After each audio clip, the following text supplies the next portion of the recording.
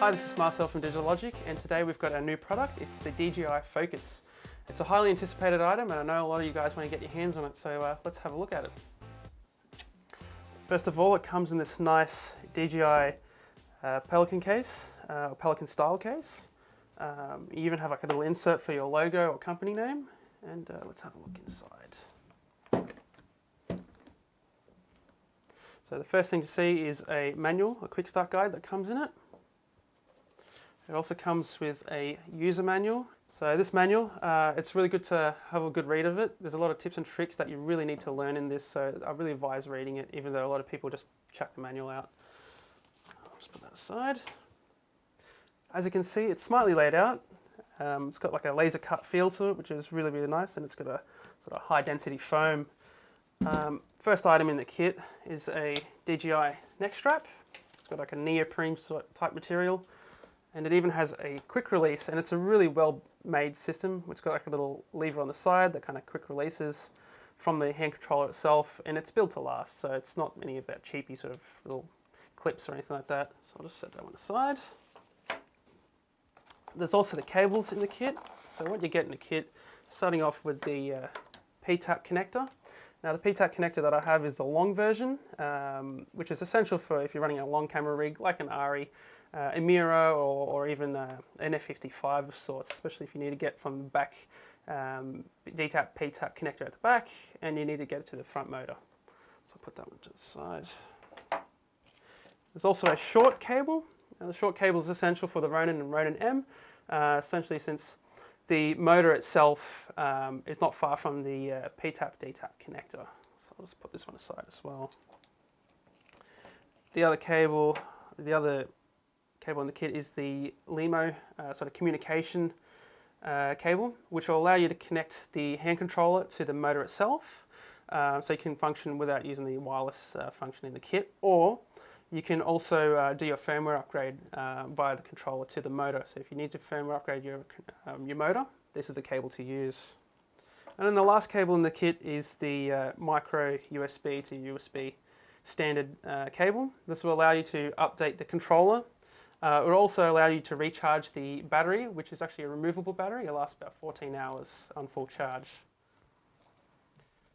What you also get in the kit are these lens gears for stills lenses. You get a 60, 70, 80 and 95 millimeter diameter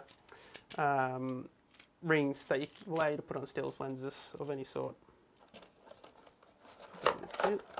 You also get these marking discs for your hand controller. They're nicely made. They're really, like, it's a dense plastic. It's not going to crack or break. And you also have these little cavities inside, so you can put those little cheap $2 glow sticks inside there. So if you need to illuminate in a dark area, you can do so with these. So in the kit, you get two antennas. Basically, one of them's a spare in case you lose one. And that just attaches on the top of the controller itself, just up on the top there. And here's the controller itself. It weighs 745 grams, so it's got a nice heft to it. Feels really good in the hand. It's not too heavy, but it's not too light either, so it just feels really, really good in the hand.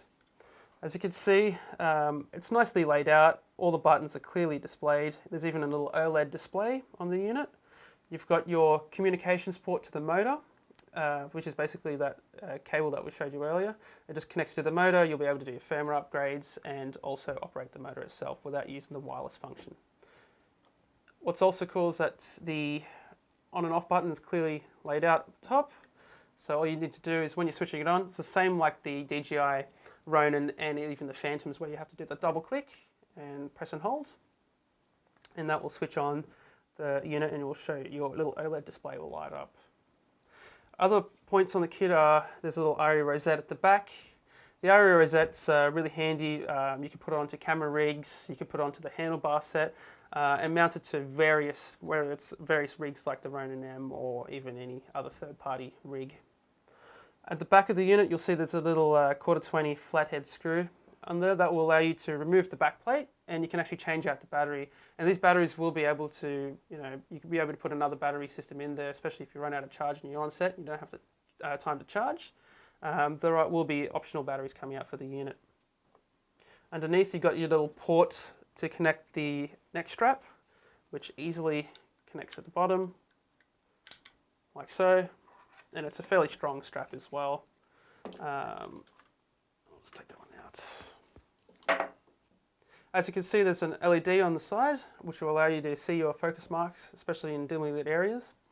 And you also have these hard stops, just so you can do certain moves where you just need a limited throw. The unit also has this little dial in the middle, which will allow you to put resistance on the hand controller itself, especially if you want to use it where you prefer to have less sensitivity on it, or if you want more resistance, you can just tighten it, and that way it feels a bit more stiff, and that way it gives you more of a sort of feedback on the lens itself. Cool. So I'll just turn that one off, and then the last item in the kit is the motor itself. So the motor itself weighs 170 grams, and the interesting thing about this motor is that it can even push lenses that require a high torque motor. So it's a really, really neat little motor. It also has a quick release 0.8 mod gear, which just with the turn of the dial, it easily comes out, like so. And then you'll be able to put other sort of gears on there later on when they release more. Tighten that one back up as well. So the unit also has a 15 to 19mm adapter on the side with these little shims that can be easily removed. That can just slide on the side over there. Also underneath, you've got your two communication ports. One is to power the unit itself, and one is to also connect to the controller whilst doing firmware updates, or directly get control from the controller without using the wireless link. So now that's everything in the kit. Let's put it all together on our C300 and Ronin M and see how it performs.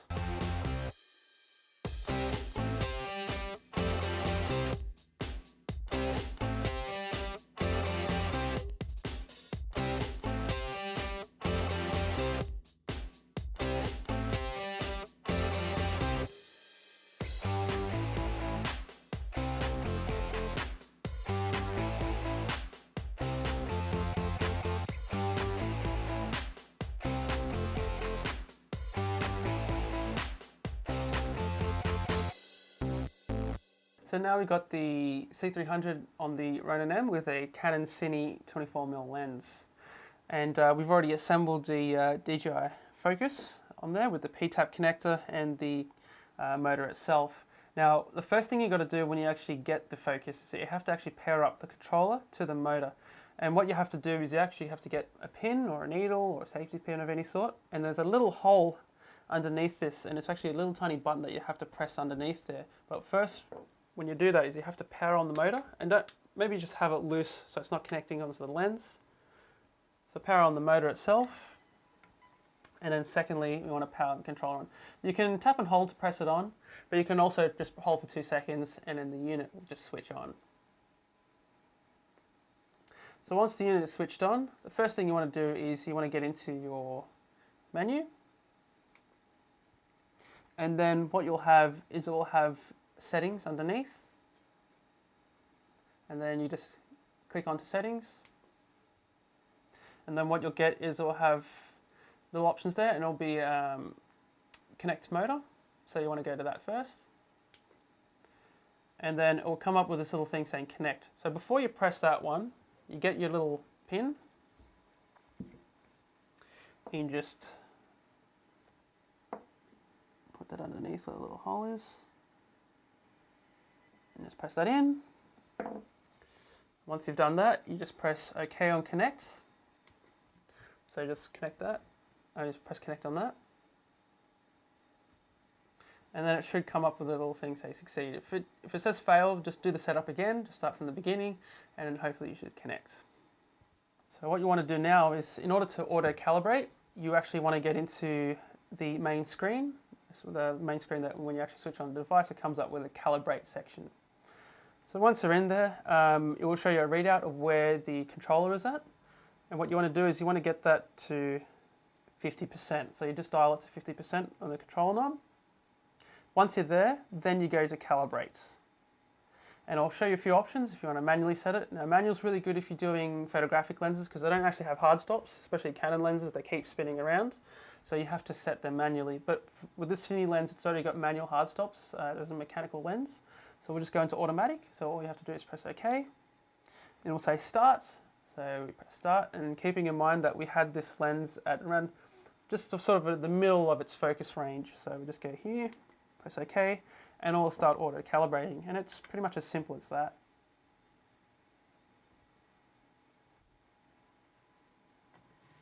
So after we calibrated the lens itself, we can now hop into the menu and have a look at all the different features that are in the unit. So we'll just go right here. And then the first thing that pops up into the menu is the motor parameters. So we'll just go into motor parameters, and what you can see is the calibration of the torque, the run torque. You also have speed of the unit.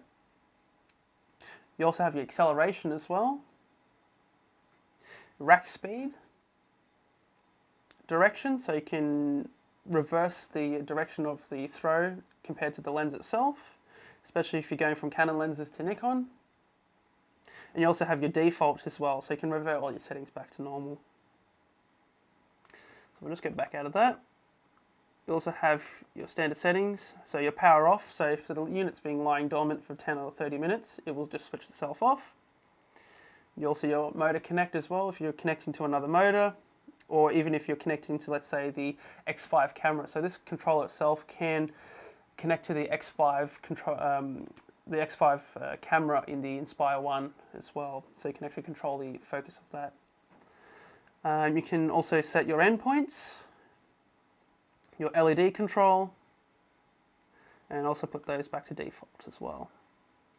There's also an About section, so if you click in there, it will show you your firmware.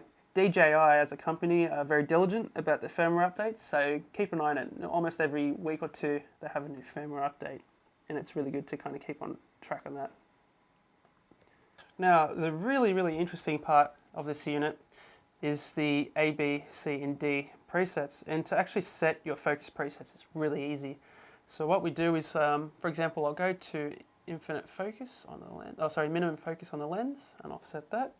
And all you have to do is to set the first point, you press and hold A, and then you'll see a little A will come up on the screen itself. And then let's say I want to go to 3 foot now. So let's go to 3 foot on the device, on the lens, sorry.